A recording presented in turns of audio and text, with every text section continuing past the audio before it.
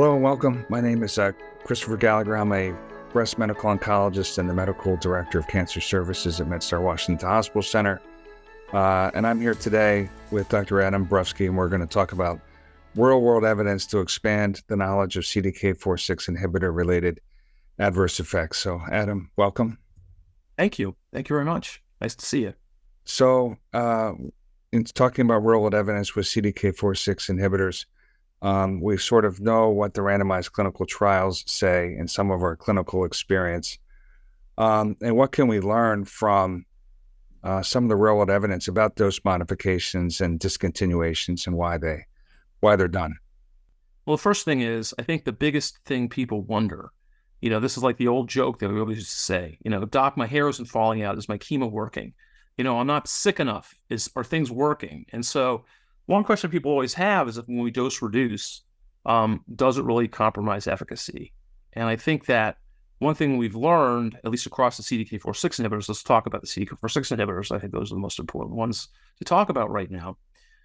With the CDK4s, forever, because the progression-free survivals were kind of the same in all the randomized trials, and in the real-world evidence, the progression-free survival seems to be the same, basically about 24 to 28 months for most patients. We tended to choose, these based on toxicity. And one of the questions, again, when you do a randomized clinical trial, it's really, everything is closely monitored, and you have to stop patients. If someone had a grade 3 neutropenia, for example, you had to treat them in a certain way. You had to withdraw them in a certain way. If someone had diarrhea, you had to treat them according to the protocol. You couldn't treat them according to your clinical judgment. Hopefully, the clinical judgment and the protocol were the same most of the time. And I think it's really important, when we look at real-world evidence, to kind of see how these things really work in the real world. A really good example, I think, comes from the P-Reality X trial. And P-Reality X was this real-world analysis of almost 3,000 women from the Flatiron database, half of which we had letrozole only and half of which had letrozole and palbociclib. And one thing that we found in that database, as well as I think the IRIS database, if I'm not mistaken, which is a kind of a European and American collaboration, is that the incidence of neutropenia, severe neutropenia, was lower in the real world than in the clinical trial.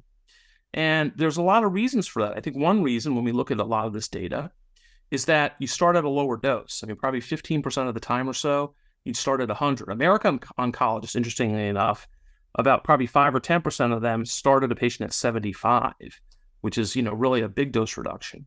But what's really important in that, so there was lower neutropenia, and it's number one.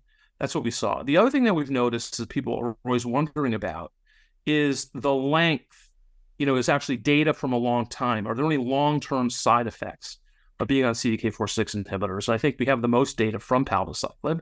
We do have some from Rebema and some from Ribo, but most of it's from palbociclib. And we know, there have been some analyses that have been done of long-term patients on these drugs for 3, 4, 5 years, and really no new side effects have appeared.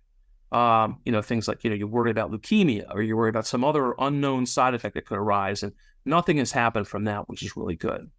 But I think what also is really important is that we now have data on efficacy and dose reduction, that basically you can reduce the dose and still see the same progression-free survival, which I think is really important across CDK4/6 inhibitors, that we have that data. We have data also from the clinical trials that's helpful.